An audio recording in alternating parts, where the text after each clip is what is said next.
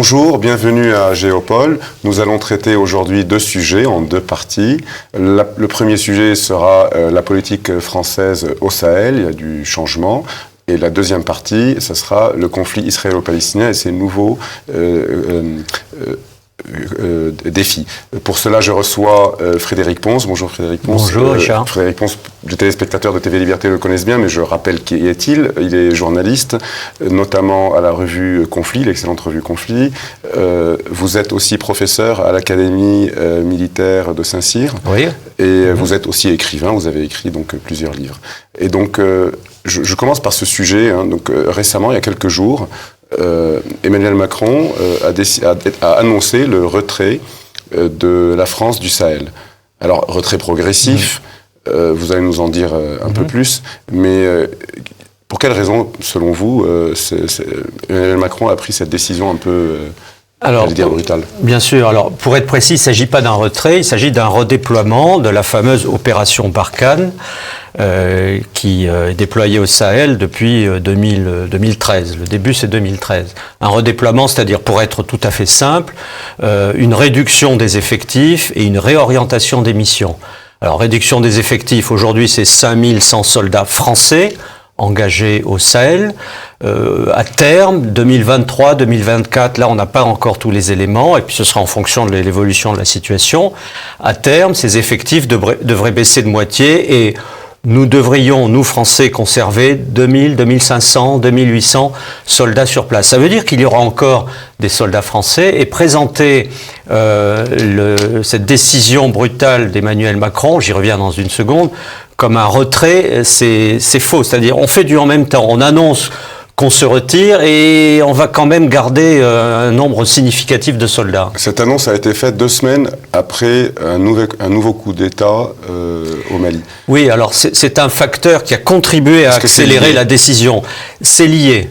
C'est lié et là encore, une nouvelle fois, c'est un peu incompréhensible parce que la France a condamné le premier coup d'État au Mali, il y a à peu près un an, le deuxième le mois dernier, en disant que ça n'était pas acceptable, que la démocratie devait régner au Mali. Est-ce que vous pouvez nous éclairer sur les auteurs du coup d'État? En fait, qui sont-ils? Quelle est leur position?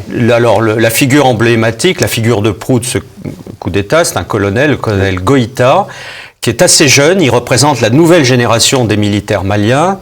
Il a une solide expérience du terrain. Il a été patron des forces spéciales maliennes. Et pour ça, il a une certaine autorité sur l'ensemble du corps militaire. Il est reconnu pour une capacité de commandement et une capacité opérationnelle. Est-il un politique? L'avenir va le dire. Mais jusque-là, il s'est plutôt bien débrouillé parce que lors du premier coup d'État, il avait accepté de laisser le pouvoir à une équipe de civils, tout en restant derrière le rideau quand même, par sécurité. Il a habilement manœuvré pendant toute cette période et là il a fait un deuxième coup d'État dans le premier coup d'État parce qu'il estimait que les civils étaient en train de le berner. Et donc il s'est montré à la fois extrêmement énergique, avec un sens de la décision très fort parce qu'il savait que la France n'allait pas accepter ça. Alors malgré les réticences et les menaces de la France et d'Emmanuel Macron, il est allé au bout de sa logique. Vous avez l'air de dire que c'est quelqu'un d'efficace et que la France finalement est contre, non pas parce qu'il est efficace ou inefficace, mais par principe de démocratie. Oui, alors bien sûr. Alors c'est un principe qui est à deux vitesses en Afrique de la part de la France, parce que au moment où on condamne ce coup d'État militaire au Mali qui met en place un pouvoir fort, donc qui pourrait aider le Mali à se stabiliser, parce que la démocratie au Mali c'est un vœu pieux, c'est une belle image, mais ça ne représente rien. Au même moment où on condamne ce colonel Goïta, eh bien, un peu plus à l'est, on adoube le successeur d'Idriss Déby au Tchad. Idriss Déby, c'est un pouvoir autocratique, autoritaire, sinon dictatorial depuis 30 ans.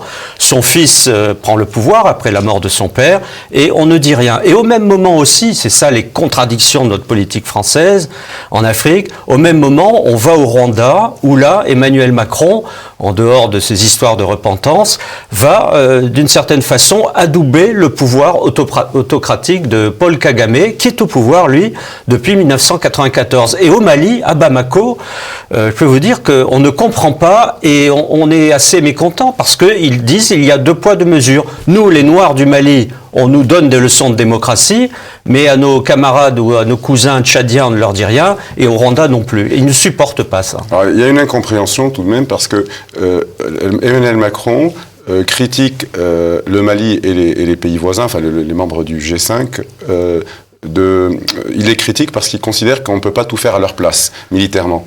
Et en même temps, là, il y a un colonel qui prend le pouvoir, qui a l'air efficace militairement, oui. Et on le critique pour des raisons démocratiques, mais c'est un peu contradictoire, parce que une des raisons, d'après lui, du redéploiement ou de ce qu'on appelle le retrait, entre guillemets, des troupes françaises, c'est de dire on peut pas toujours compter, la France ne peut pas tout faire à la place des autres. Oui, alors, il y a un peu de tout ça. C'est vrai qu'on condamne ce coup d'État au nom de principes démocratiques qu'on voudrait appliquer à l'Afrique, ou en tout cas une partie de l'Afrique, pas à l'autre, mais il y a aussi, de la part d'Emmanuel Macron, des Français, de l'état-major, la prise en compte de la réalité du terrain, de l'évolution de la situation. Et vous savez, Emmanuel Macron avait sur son bureau depuis des mois et des mois différents scénarios d'évolution de l'opération Barkhane. Les militaires sont payés évidemment pour faire la guerre, mais pour imaginer la guerre d'après. Et en permanence, ils bâtissent des scénarios sur ce qui pourrait se passer. Et dans l'affaire au-delà du Mali, du Sahel, face aux djihadistes, face à cette insécurité, il y avait plusieurs scénarios. Et un des scénarios, c'est ce que m'ont expliqué quelques amis militaires, c'était effectivement de réduire singulièrement la voilure, d'abandonner un certain nombre de positions, et cette volonté de vouloir contrôler ce terrain qui fait quand même la zone d'action des militaires français, c'est 5 millions de kilomètres carrés. C'est un peu plus que la superficie de l'Union européenne. C'est quasiment 10 fois la France. Et donc, c'était impossible à contrôler parce que l'armée française a mené de très belles opérations, a décapité des groupes djihadistes, mais les têtes renaissent, les groupes renaissent pour différentes raisons, on pourra peut-être en dire un mot. Et donc, c'était un combat voué à s'ensabler, et le terme a été utilisé à plusieurs reprises. Donc, il fallait arrêter cette volonté de combattre pour le Sahel, alors que nous étions là-bas pour combattre au Sahel un certain type d'adversaires. Donc on va réduire les postes pour se concentrer sur quelques villes et quelques zones très précises, de façon à pouvoir mener, avec les soldats qui resteront, les militaires français, notamment les forces spéciales et les aviateurs, de pouvoir mener des raids quand c'est nécessaire pour casser les colonnes de djihadistes qui pourraient menacer Bamako, Niamey ou Ouagadougou. Mais vous savez, les militaires m'ont dit, ça fait maintenant des années que nous savons que le nord du Mali, le centre du Sahel sont infestés, contaminés et conquis par les islamistes dans les esprits. Donc ça sert à rien de vouloir tuer en permanence des chefs djihadistes quand les populations elles-mêmes sont progressivement gagnées. Le nombre de mosquées n'a pas cessé de croître dans toute cette région, et de mosquées fondamentalistes. Le nombre de femmes voilées, où autrefois les femmes n'étaient pas systématiquement voilées à l'islamisme, à la musulmane, c'était des voiles traditionnels, c'est frappant quand on va là-bas. Et donc, on a pris acte, nous Français, de cette évolution de la situation, de la réalité du terrain, et on a drapé ça sous le flambeau, le voile de la démocratie qu'il faut respecter au Mali. Voilà. Alors, Emmanuel Macron parle de dysfonctionnement. Il dit les choses ne fonctionnaient pas correctement. Qu'est-ce qu'il veut dire par là ? Alors, il y a des dysfonctionnements, alors pas dans l'armée française, pas dans la force Barkhane, où au fil des années quand même, nous sommes arrivés à une bonne coordination des moyens terrestres et aériens entre les forces régulières et les forces spéciales. Non, les dysfonctionnements, c'est que, vous savez que la France a décidé de s'appuyer sur les armées africaines, des 5 pays du Sahel qui sont dans cette coalition, a décidé aussi de s'appuyer ou de faire appel à l'Union européenne pour fournir des contingents pour équiper une force de commando, de force spéciale, donc à la fois européenne et africaine. Et les dysfonctionnements, ça a été dans ces deux affaires-là. On voit bien que les armées africaines que nous conseillons, que nous aidons, que nous armons, ne jouent pas forcément le jeu. Et notamment, sur le plan politico-militaire, c'est ça qui a agacé beaucoup Emmanuel Macron ces derniers mois. Nous avons constaté que pendant que les armées françaises faisaient la chasse aux djihadistes et à des chefs djihadistes, eh bien, le pouvoir malien, pour des raisons d'intérêt national malien, peut-être respectable, eh bien, discutait en secret avec ces fameux chefs djihadistes. Donc, curieusement, et nos militaires le disent, on se bat le jour et la nuit, alors que au même moment, nos amis maliens sont en train de discuter et veulent réintégrer dans le jeu politique et le jeu administratif local des gens que nous pourchassons en permanence. Donc, dysfonctionnement, là, oui, clairement. C'est exactement ce qui se passait en Afghanistan aussi. Oui, oui. Vous savez, est-ce que ce n'est pas une obligation? Parce que vous l'avez rappelé il y a quelques secondes, que les islamistes sont partout, les populations en grande partie adhèrent à ces mouvances. Oui. Est-ce que finalement, on a l'impression de vider la mer? Vous savez, c'est dans ces guerres, alors on peut comparer l'Afghanistan et le Sahel, même si ce n'est pas totalement comparable évidemment, mais l'enjeu majeur de ces guerres, c'est la population. Si nous ne rallions pas la population à notre cause ou à la cause de nos amis maliens, c'est fini, c'est perdu. Or là, on voyait bien qu'une partie de la population, notamment du Mali, au nord et au centre, avait complètement abandonné le camp malien, le camp légal malien, et donc l'armée française, et que même à Bamako, la capitale du Mali, où devraient se trouver les plus anti-islamistes, anti-djihadistes, eh bien dans cette population, il y a un rejet progressif de la présence française qui est accusée de ne pas régler suffisamment les problèmes. Et donc, sur le plan militaire, on vidait la mer avec une petite cuillère, et sur le plan politique, on était en train de former derrière nous, derrière nos lignes, une population qui devenait hostile. En fait, c'est une guerre qui ne peut jamais être gagnée, en réalité. On ne gagne pas des guerres comme ça. Il faut redevenir raisonnable. Moi, j'aimerais beaucoup qu'on gagne des guerres partout, mais c'est fini. Regardez l'Afghanistan. Les Français, tous les contingents étrangers et les Américains là vont finir par se replier.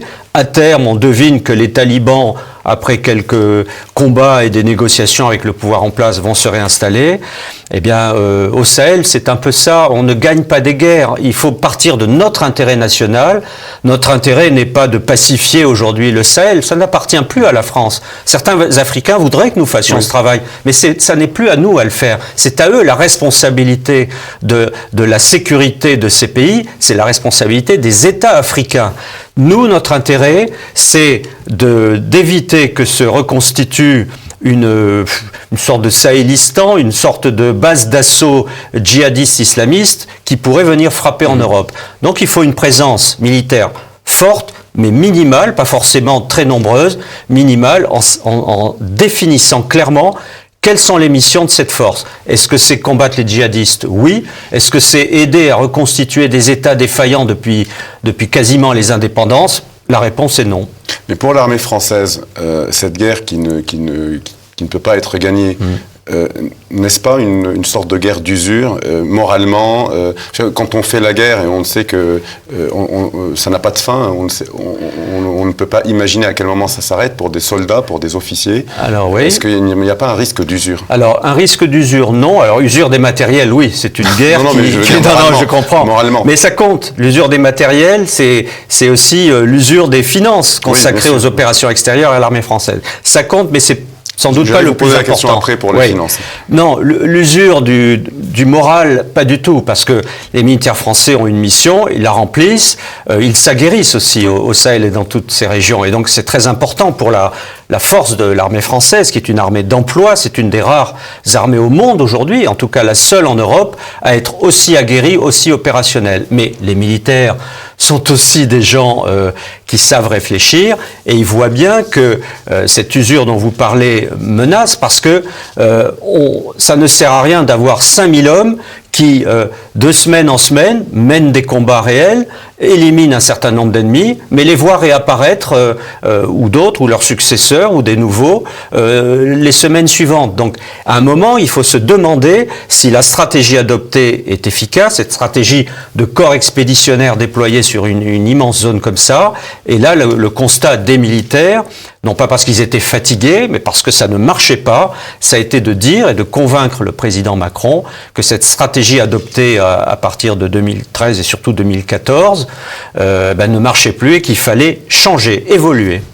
Vous l'avez rappelé, l'armée française donc, est une des rares armées européennes qui sait faire la guerre. Enfin, oui. Il y a on dit toujours il y a l'armée française et l'armée britannique en Europe. Oui, alors l'armée britannique est exsangue. Hein. Elle a beaucoup souffert en Afghanistan, elle s'est beaucoup épuisée, elle est en cours de reconstruction, mais la totalité des moyens dont dispose l'armée française, terre-air-mer, du nucléaire au plus classique, les forces spéciales, cette expérience d'opération extérieure, à l'heure actuelle en Europe, aucune autre armée ne l'a, même l'armée britannique. D'accord. Alors, il n'y a que la France qui intervient, oui. Mais vous l'avez dit il y a quelques minutes, c'est le but de ces opérations est non pas, comme vous le dites, de remplacer les États africains, mais de nous protéger, l'Europe des éventuels assauts de djihadistes qui se seraient, avec une base arrière qui serait le Sahel. Mais il n'y a pas que la France, vous l'avez dit vous-même, c'est toute l'Europe. Alors, d'abord, première question, qui finance ces opérations? Est-il normal que ça soit, même si effectivement la France est possède la plus grande et la plus puissante armée d'Europe, mais est-il normal que les autres ne participent pas, ne serait-ce qu'à minima, je veux dire, avec une présence de 5-10% par pays. Alors ça, c'est la grande question depuis le début de l'intervention française, donc 2013, la transformation de la première opération Serval 2013-2014 en opération Barkhane. Dès le départ, les Français ont dit à leurs partenaires européens: notre sécurité est engagée là-bas, nous Français, mais c'est celle de toute l'Europe, parce que les islamistes tapent dans toute l'Europe. Donc vous devez aussi venir à votre niveau, avec une organisation, une mutualisation d'un certain nombre d'éléments sur place. Et le problème, depuis 2014, les Européens traînent vraiment les pieds. Alors soit n'ont pas envie de consacrer de moyens à ce chantier de sécurité, soit considèrent que la France est capable et on la laisse faire, et donc depuis 2014, ni François Hollande ni Emmanuel Macron n'ont vraiment réussi à mobiliser les Européens. Alors, pour être tout à fait honnête, c'est vrai que ça a un peu bougé ces derniers temps, notamment dans cette force Takuba, qui s'appelle Takuba, qui a vocation à être une force interafricaine, intereuropéenne, une force spéciale, qui, le moment venu, quand elle sera opérationnelle, sera déployée pour aller affronter les djihadistes, ce que font pour l'instant quasiment seuls les Français. Mais cette force Takuba, qui devait comporter un noyau de professionnels français, des Africains et des contingents européens, cette force aujourd'hui n'est pas très européenne, parce que nous avons des Estoniens, nous avons des Néerlandais. Là, on vient d'annoncer à grand renfort de trompette l'arrivée de 50 Roumains. Très sincèrement, ça n'est pas très significatif. Sur le plan diplomatique, oui, il y a 1, 2, 3, 4 pays européens, mais avec des contingents tellement réduits et des règles d'engagement de ces contingents tellement contraignantes que ça fait sourire les militaires français qui se disent « on va être à nouveau les seuls sur le terrain à faire le job ». Et question financement, parce que faute d'intervenir militairement, oui. Il pourrait compenser par, vous l'avez noté vous-même, qu'il y a une usure du matériel, donc tout ça veut dire renouvellement et financement. Alors ces opérations extérieures, bon an mal an, coûtent à peu près 1 milliard d'euros à la France sur le budget de la défense. Enfin, c'est la somme consacrée aux opérations extérieures, mais je vous ai dit qu'il y a très peu de militaires étrangers. Les étrangers, britanniques, néerlandais, italiens, participent de façon ponctuelle à la fourniture d'hélicoptères, d'avions de transport. Les Américains aussi apportent un soutien significatif en avions de transport lourds, de gros avions, à Barkhane et au dispositif français. Donc il y a une participation en matériel qui se chiffre effectivement en investissement, en dépenses, qui est importante, mais ça n'est pas à la hauteur des enjeux. et réduire aujourd'hui le dispositif français de moitié permettra effectivement de faire des économies pour la France. Vous ne pouvez pas exiger plus de participation de la part des pays européens? Mais la France exiger non. La participation financière. La France le demande au moins, au minimum, si les pays ne fournissent pas de soldats ou d'équipements, de participer à un budget de sécurité. Mais c'est très long, parce qu'il y a des pays qui n'ont pas envie de mettre la main au pot là-bas. Alors, on se demande, parfois, beaucoup de Français se demandent ce que l'on fait là-bas. Vous l'avez dit, ça dépend c'est nos intérêts, nous défendons nos intérêts et notre sécurité, mais d'autres pourront je fais un peu l'avocat du diable, pour vous dire, mais laissez-les tranquilles et fermons, ne serait-il pas plus facile de fermer les frontières hermétiquement et de les laisser avec leur islamisme? La question que vous posez, la remarque que vous faites, elle est dans les têtes de tous les responsables, alors militaires oui, civils oui aussi.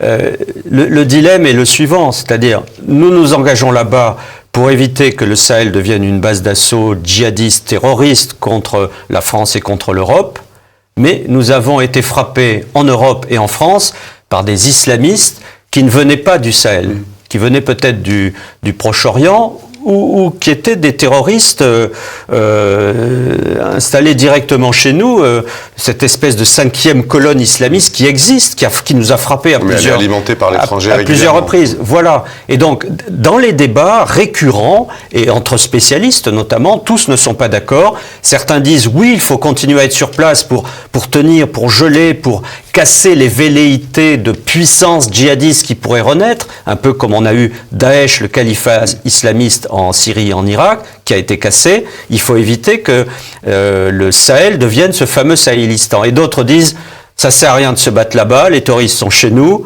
faisons d'abord la police chez nous, gardons nos frontières, durcissons la politique migratoire, renvoyant les gens qui sont suspects de beaucoup de choses dans leur pays, voilà. Et donc ce débat, pour l'instant, n'est pas tranché. Parce que par exemple, vous venez de citer l'État islamique, si des membres de l'État islamique ont pu frapper en Europe, c'est parce qu'on les a bien laissés rentrer. Oui, à travers l'État islamique, finalement, on aurait pu le laisser sur place en empêchant ses membres de venir en Europe, et il se serait rien passé. Mais au début, de bonnes âmes nous disaient, dans ces flots d'immigrés qui arrivaient là depuis 2015 en Europe, qui arrivaient avec ces fameux bateaux, beaucoup disaient, mais non, ce sont des pauvres gens, il n'y a pas de danger. Et on s'est rendu compte qu'une partie des auteurs des attentats terroristes dans toute l'Europe étaient passés par ces filières de clandestins que nous avons accueillis si généreusement. Peut-être qu'on raisonnait comme ça parce qu'on ne veut pas admettre que un certain nombre de personnes, enfin une grande partie de la population, adhèrent à ces idées, parce qu'on dit toujours c'est une micro-minorité. Alors quand est-ce qu'on va peut-être ouvrir les yeux et voir que vous l'avez rappelé pour les populations du Sahel, c'est qu'il y a une adhésion et qui n'est pas si peu nombreuse que ça à ces idées. Oui, mais il est clair que c'est pas l'ensemble de la communauté musulmane de France ou d'Europe qui bascule, mais il suffit de quelques dizaines d'individus déterminés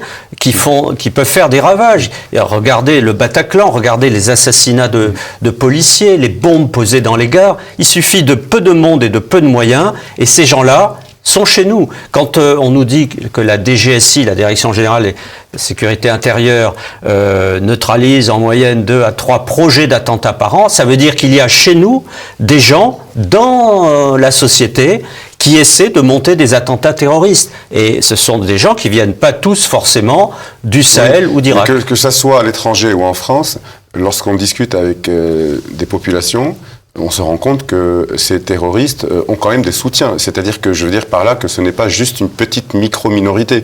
Alors, je ne dis pas qu'ils sont majoritaires, mais enfin, c'est pas négligeable, c'est ce que je voulais dire. Non, mais il est évident qu'il y a un bain favorable de gens qui sont soit directement complices, soit amis qui n'osent pas dire non et qui vont faciliter les projets. Voilà. Alors vous avez ceux qui vont passer à l'action, c'est-à-dire ceux qui porteront le poignard ou la kalachnikov ou la bombe, et puis ceux qui vont les héberger, ceux qui vont les accueillir dans une mosquée. Et voilà. Mais tout ça, c'est le travail de notre DGSI, pendant que nos soldats, eux, se battent au Mali et au Niger contre un ennemi qui n'est pas tout à fait le même que celui que nous affrontons chez nous, ici, à l'intérieur de notre territoire.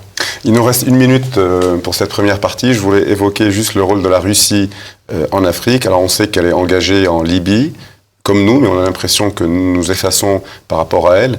Là, elle commence par l'intermédiaire de mercenaires qui sont officiellement pas dépendants du gouvernement russe, mais au Tchad, par exemple, ils aident le pouvoir contre les islamistes. On a l'impression qu'il y a une offensive russe sur l'Afrique et que la France est en train de se faire remplacer petit à petit. Est-ce que c'est le cas? Alors, c'est pas tout à fait le cas. Là, c'est allé très vite en besogne. Il y a 3 pays qui, en ce moment, essaient de combler le vide. Vous savez, la nature a horreur du vide. Si une grande puissance comme la France se retire, ben, vous avez des candidats pour la remplacer pour différentes raisons, qui peuvent être purement économiques, cyniques ou dans des stratégies d'influence. La Russie a une stratégie d'influence au-delà de ses frontières aujourd'hui. C'est très clair au Moyen-Orient.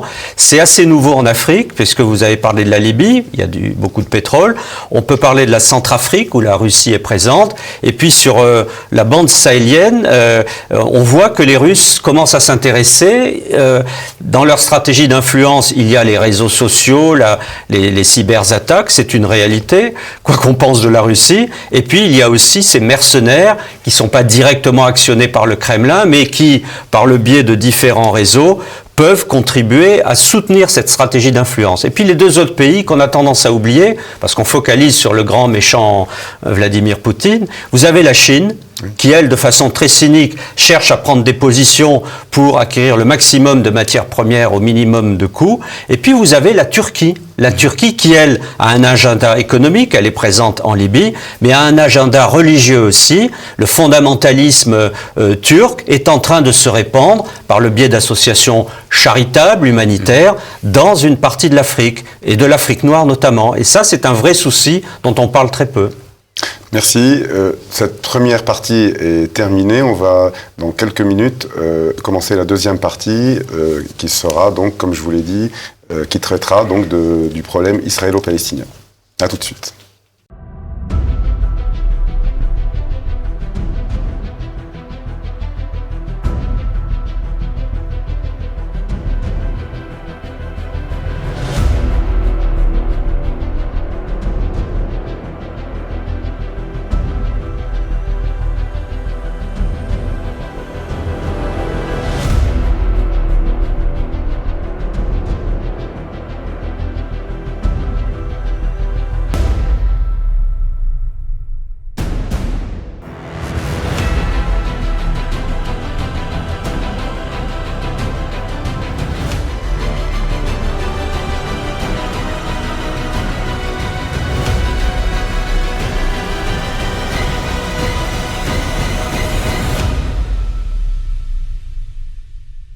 Voilà, nous sommes donc dans la deuxième partie de cette émission. On va traiter du conflit israélo-palestinien qui a redémarré récemment, donc suite à une fois de plus à des désaccords sur les colons, donc un conflit territorial, mais qui a dégénéré en bombardement de part et d'autre. D'une partie le Hamas sur la bande de Gaza et de l'autre côté l'État israélien. Alors Frédéric Pons, je vous pose une question très simple. J'ai l'impression qu'il y a 2 nouveaux phénomènes dans ce nouveau conflit qui ressemble un peu aux autres, mais peut-être avec 2 nuances. C'est que d'une part, Israël a signé des accords de paix avec beaucoup de pays arabes, notamment ceux du Golfe, il y a quelques mois. Et par ailleurs, un nouveau phénomène aussi, c'est que ce qu'on appelle les Arabes israéliens, je rappelle aux téléspectateurs de TV Liberté ce que c'est, ce sont les populations israéliennes d'origine arabe, donc palestinienne, mais qui sont de nationalité israélienne, qui pour le moment ne posaient pas de problème particulier. Et alors que là, il y a un phénomène nouveau, puisqu'il y a eu, suite à ces bombardements, des lynchages de part et d'autre. Des Israéliens qui lynchent leurs concitoyens d'origine arabe et vice-versa. Alors, qu'est-ce qu'il y a de... Est-ce que d'abord ces 2 phénomènes sont dangereux pour l'évolution de ce conflit? Alors, tout phénomène nouveau est dangereux dans cette région qui est une poudrière. Déjà, en fait, il y a plusieurs dossiers qui se sont imbriqués pour arriver à cette nouvelle conflagration qui en suit beaucoup d'autres et qui précède d'autres qui viendront. D'abord, si vous voulez, on peut partir de la partie palestinienne, mais bon, les parties israéliennes ou palestiniennes. Je commence par les Palestiniens. On est en ce moment à la veille d'une transition politique dans le camp palestinien.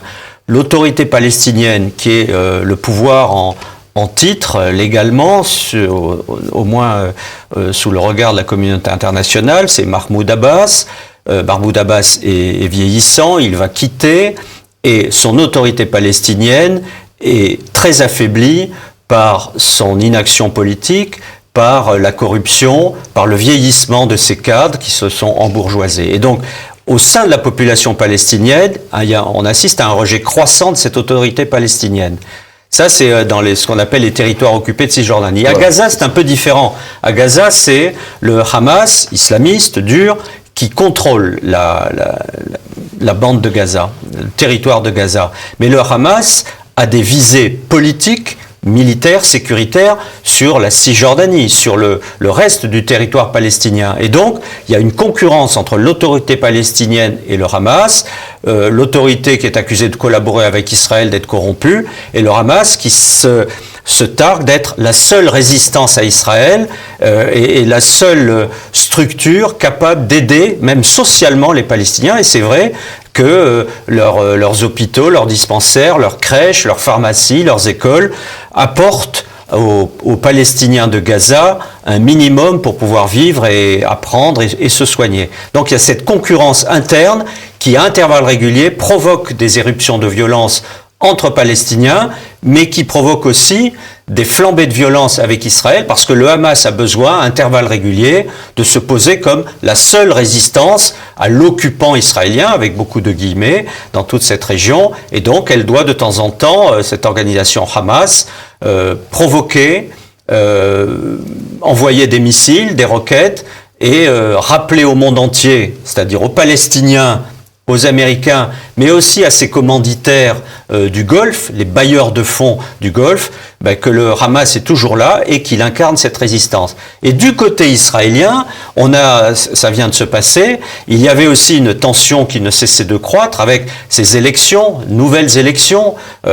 On en est, je crois, à 3 ou 4 élections nationales en 2 ans.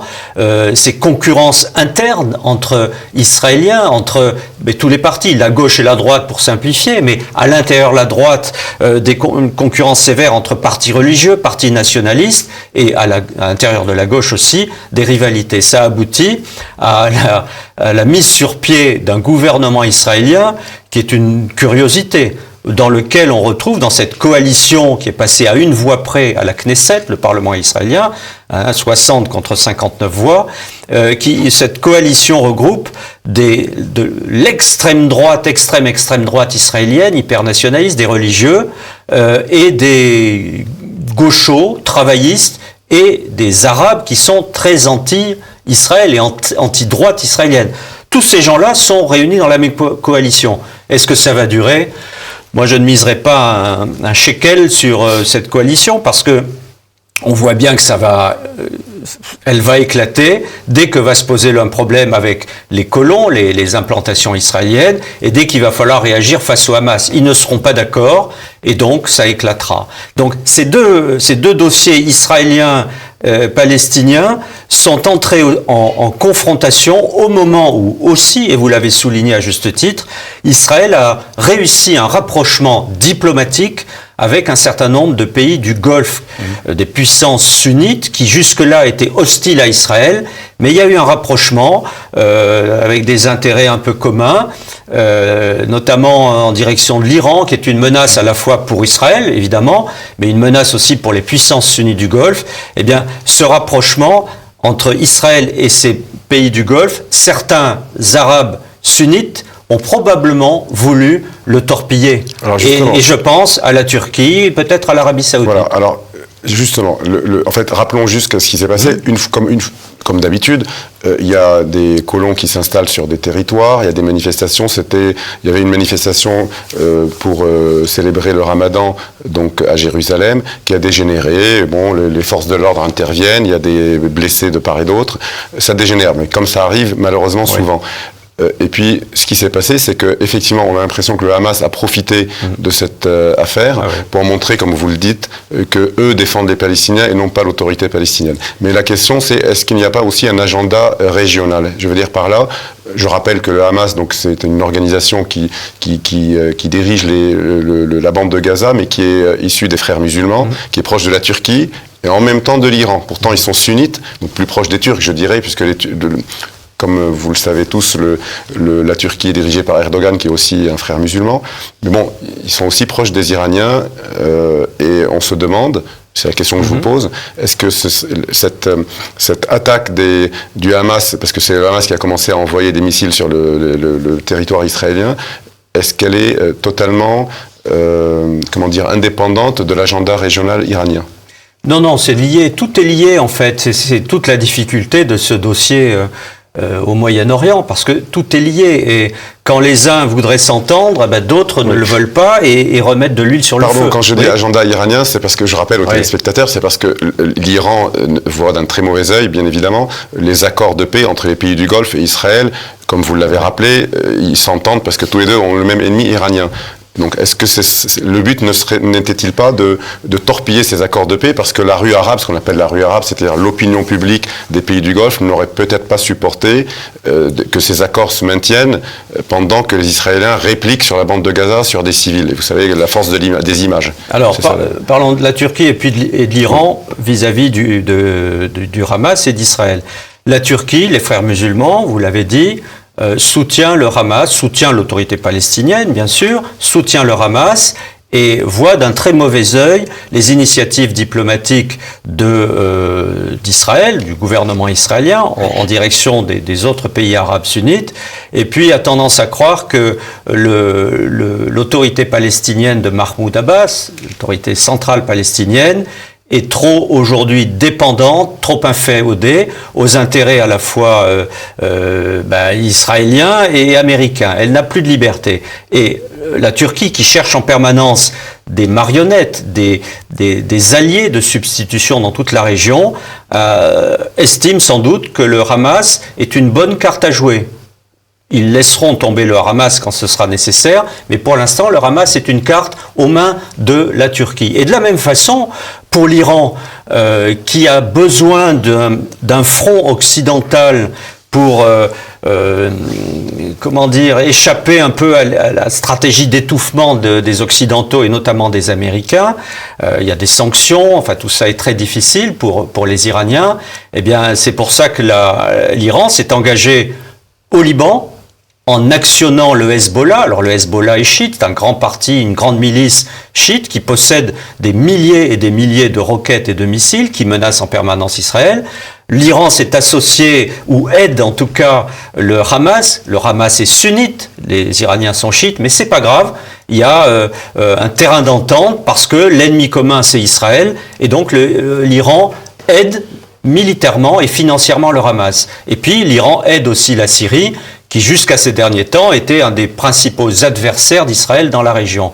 Et donc les intérêts convergents du Hamas, de la Turquie et de l'Iran ont fait que le Hamas s'est senti autorisé, légitime et assez fort pour pouvoir profiter des événements, des désordres de Jérusalem, pour manifester sa solidarité avec le peuple palestinien et porter de nouveaux coups à Israël, d'où cette nouvelle guerre des roquettes là du mois dernier. Mais est-ce que cette stratégie au conditionnel qui aurait été pensée par les Iraniens pour torpiller des accords de paix ou les fragiliser avec les pays du Golfe, est-ce qu'elle a apporté ses fruits? Parce que suite à ce conflit, il y a eu un cessez-le-feu, je rappelle aux téléspectateurs, mais il y a eu de nouveau des bombardements il y a quelques jours. On n'a pas l'impression que Alors, je vous pose la question, je ne sais pas si est-ce que ça a été fragilisé, ces accords de paix? Alors, ces accords de paix ne sont pas fragilisés. Vous savez, au départ, c'est très spectaculaire. C'est de la communication. Israël s'entend avec des pays arabes du Golfe. Bon, c'était très bien. Ça a fait plaisir aux Américains, à une partie de l'opinion israélienne, pas toute l'opinion, mais On en a beaucoup parlé et puis c'est retombé. Alors maintenant, il va y avoir des échanges notamment commerciaux ou financiers, peut-être technologiques, mais sur le plan diplomatique, je pense qu'on n'ira pas vers de nouvelles initiatives spectaculaires. Mais il y a quand même dans cette affaire, je dirais, deux vainqueurs. Le premier vainqueur, c'est quand même le Hamas, qui a pris des coups terribles, mais qui, en étant le plus faible, a tenu tête au plus fort. Et si le plus fort ne gagne pas, c'est le plus faible qui gagne. Et c'est interprété comme ça dans les opinions arabes et chez un certain nombre de spécialistes. Le Hamas a montré qu'il avait une vraie capacité de nuisance militaire, de dissuasion militaire. N'oubliez pas qu'ils ont réussi à taper jusqu'à Tel Aviv, oui. Ils ont neutralisé l'aéroport de Tel Aviv-Lot, qui est le seul aéroport international d'Israël. C'est significatif. Oui, la sécurité israélienne se pose des questions, parce qu'il y a le Hamas dans la bande de Gaza, et au nord de la frontière israélienne, il y a le Hezbollah, libanais, qui est sans doute encore plus puissant que le Hamas. Donc, d'ailleurs, les missiles qu'utilisait le Hamas sont fabriqués sur place. Oui, alors c'est rudimentaire. Enfin, oui, mais il paraît que c'est la première fois qu'ils ont des missiles qui vont aussi loin, fabriqués sur place, paraît-il, par d'une sorte de sous-licence iranienne. Oui, ça voilà, il y a des conseillers iraniens, des spécialistes. Vous savez, moi je me souviens les premiers tirs de roquettes du Hamas sur Israël, il y a maintenant, c'était avant 2006, vous voyez, ça remonte. Il n'en avait pas beaucoup. C'était vraiment des tubes d'acier bourrés de poudre qui tombaient un peu n'importe où. Ils ont gagné à la fois en nombre, ils en ont vraiment beaucoup aujourd'hui, donc ils arrivent à en produire dans leurs ateliers clandestins enterrés dans la bande de Gaza, et puis ils ont gagné en précision et en puissance explosive. C'est important pour Israël parce que les distances sont tellement courtes qu'il n'y a pas besoin d'une grande allonge, hein. Ça peut faire des dégâts dans la population et ça terrorise la population. Donc même s'il n'y a pas beaucoup de morts, ça terrorise, ça peut paralyser des activités. Ça paralyse l'économie aussi. Et l'économie, c'est pour ça. Et alors, l'Iran est l'autre vainqueur dans cette affaire parce que en restant en retrait tout en actionnant ses alliés, ses amis, l'Iran a montré notamment à la fois aux puissances sunnites du Golfe, mais aussi à l'Amérique, que l'Iran n'était pas exempt, qu'il fallait continuer à tenir compte de la position iranienne. Et ça, c'est un élément qui a été injecté par l'Iran dans le dossier de la reprise ou pas de la négociation entre l'Amérique et l'Iran sur le nucléaire et sur la levée des sanctions. Et donc là, l'Iran a dit, nous existons encore, nous sommes très affaiblis, mais nous avons une capacité de nuisance. Messieurs les Américains, tenez-en compte. Et là, en ce moment, le dialogue entre l'Iran et les États-Unis est reparti. Il y aura sans doute un débouché après l'élection présidentielle iranienne, là, de ce 18 juin. Donc, si vous voulez, on prépare la négociation en envoyant des roquettes. Ça a toujours été comme ça. Oui. Mais revenons sur les pays du Golfe. Vous l'avez rappelé, donc il y a eu ces accords. On appelle ça les accords d'Abraham. Oui, c'est ça. En fait, c'est des accords israélo-américano-arabes. Oui. Mais pas tous les Arabes. Hein. Pas tous les Arabes. L'Arabie Saoudite n'a pas signé. Oui, mais c'est comme si, je dirais, hein, oui. parce qu'elle n'a pas signé symboliquement. Mais vous savez que Mohammed Ben Salman, qui est le dauphin, donc en réalité, le vrai dirigeant de l'Arabie Saoudite, a déjà fait des visites en Israël secrètes. C'est un secret de polichinelle. Beaucoup de pays du Golfe ont signé, l'Arabie Saoudite ne l'a pas fait, mais c'est comme si c'est fait, le Maroc, la Somalie, etc. Mais revenons sur les pays du Golfe, seriez-vous d'accord pour dire que ces pays, même s'ils finançaient le Hamas et autrefois l'OLP de Yasser Arafat, n'ont jamais porté les Palestiniens dans leur cœur, parce que je rappelle juste que ces pays sont des monarchies conservatrices, les organisations palestiniennes étaient plutôt révolutionnaires, proches de l'Égypte nassérienne, donc en fait ils se méfiaient beaucoup quand même des Palestiniens, ils les finançaient parce que leur opinion publique ne pouvait pas admettre le contraire, mais finalement, est-ce que ce n'est pas dans l'ordre des choses de signer avec Israël ? Mais bien sûr, parce que rien n'est binaire. Vous savez, chez les Arabes du Golfe, les Arabes dans le monde d'ailleurs, Arabes musulmans, chez les musulmans, il y a le niveau religieux et le niveau politique. Au niveau religieux, ils sont tous d'accord. Jérusalem, c'est une terre musulmane, c'est une ville sacrée, une ville sainte, pardon. Et donc, il faut récupérer Jérusalem et trouver un modus vivendi avec Israël peut-être. Certains disent encore Israël doit évacuer Jérusalem, d'autres disent un modus vivendi. Donc, sur le plan religieux, c'est une cause qui transcende tout le monde et qui traverse tous les pays, que ce soit des monarchies, des républiques, des fondamentalistes ou des modérés. Sur le plan politique, là c'est beaucoup plus subtil parce que il faut bien vivre, c'est-à-dire que Israël est l'allié privilégié des États-Unis.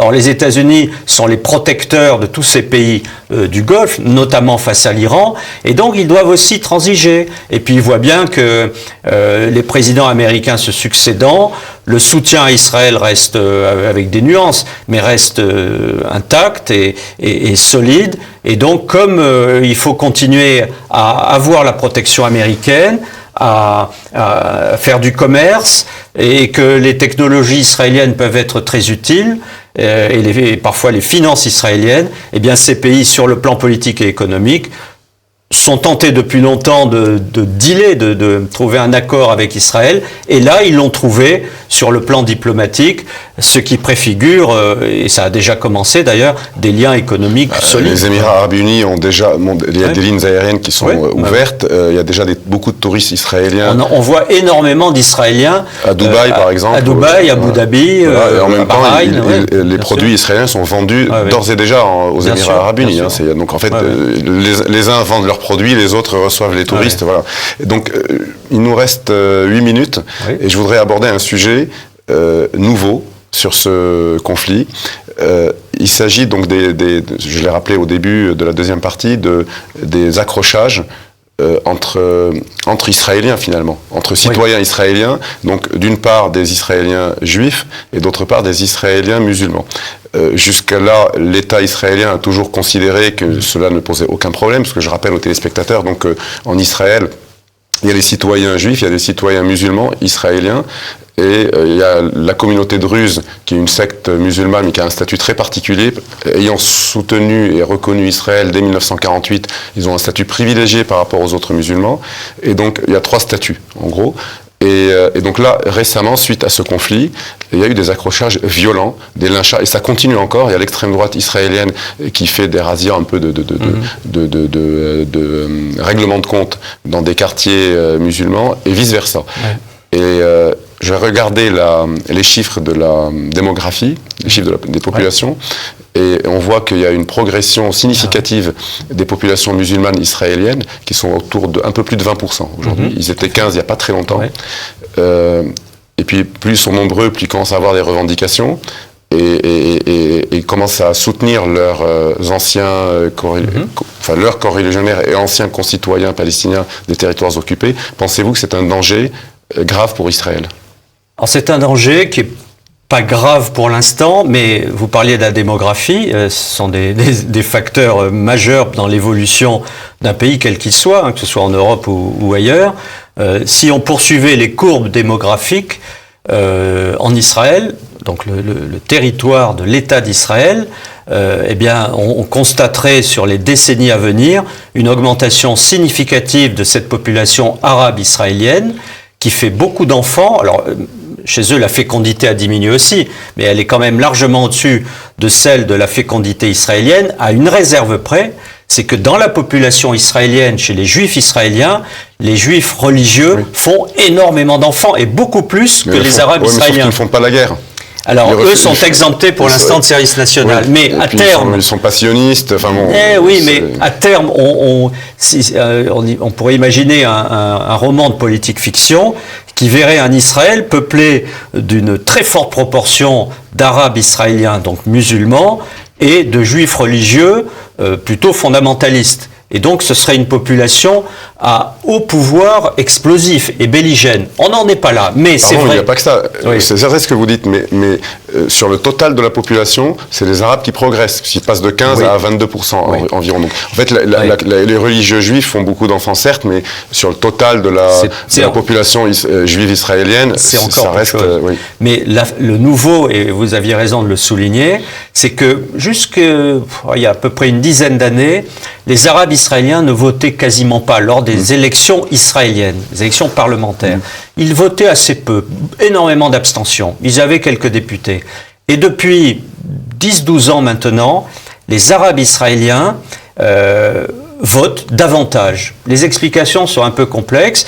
Il y a une nouvelle génération, ils sont mieux intégrés sur le plan économique, ils ont plus d'ambition aussi, et puis ils voient bien que la population arabe palestinienne des territoires palestiniens s'enfonce dans le marasme et qu'eux sont un peu privilégiés. Donc ils veulent, eux, les Arabes israéliens de l'État d'Israël, ils veulent peser un peu plus pour défendre leurs intérêts. Ils s'estiment souvent discriminés. Les chrétiens aussi en Israël s'estiment discriminés. Il y a régulièrement des polémiques, mais les Arabes musulmans d'Israël estiment aussi qu'ils sont discriminés. Et pour éviter ça, ils ont compris une chose, c'est qu'il fallait voter, et c'est que leur voix ou leurs députés prennent au fil des consultations électorales un poids de plus en plus important parce qu'ils peuvent devenir des arbitres de ces coalitions israéliennes parlementaires extrêmement serrées.